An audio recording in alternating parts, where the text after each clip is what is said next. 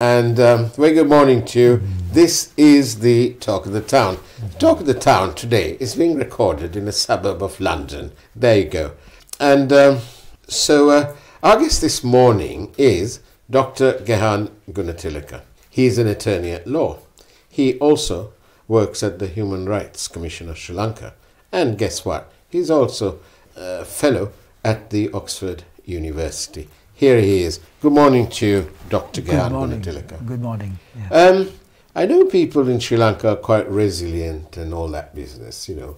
The price of eggs has gone up by 4 times and all sorts of jolly things happen and we still carry on. Whether we are eating as much eggs, I don't know. But my colleague Gopi has got a little kid. And I've been telling him that if he doesn't give him eggs and milk, this little fellow is likely to be suffer from stunted growth and so on, and the IQ level may not be as much as his sister's. But these sort of things have gone past our politicians and so on, and now they've come up with this thing called the Online Safety Bill.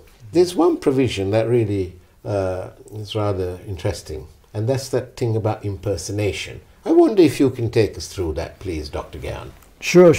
So there's a clause in this online safety bill that criminalizes impersonation of others. It more or less replicates a similar offense in the penal code, section 399. But that offense deals with cheating by personation.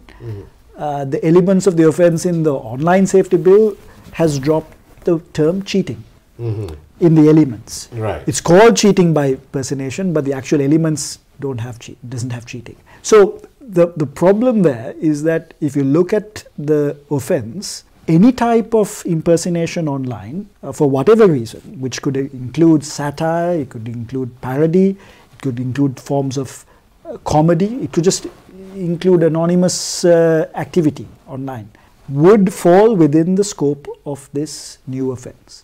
And that could have an enormous impact on our online activity going forward. Would it impact people in the theatre? You know, they come there and take the mickey out of others, but it's all in good faith and in good spirit and makes people laugh. What about that? Will this new law impact on that?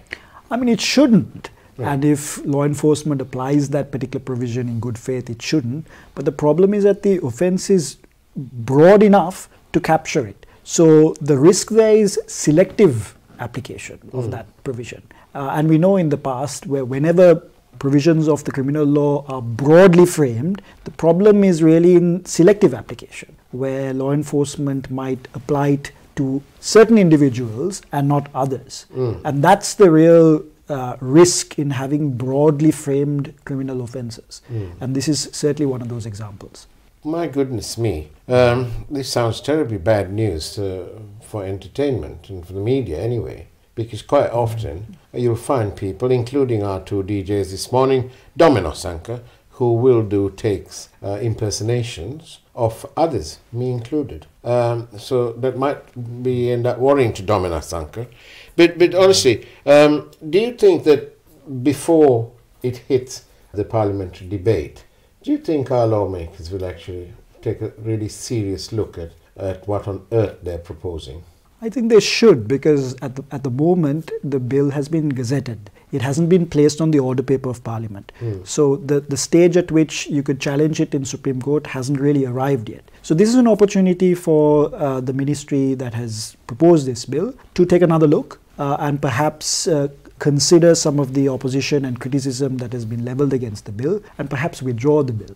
I think going forward and placing it on the order paper where the bill will be most certainly challenged may not be the right step. I think the better step is to have a look at the bill again. We have a very competent law commission that is tasked with the drafting laws for Sri Lanka.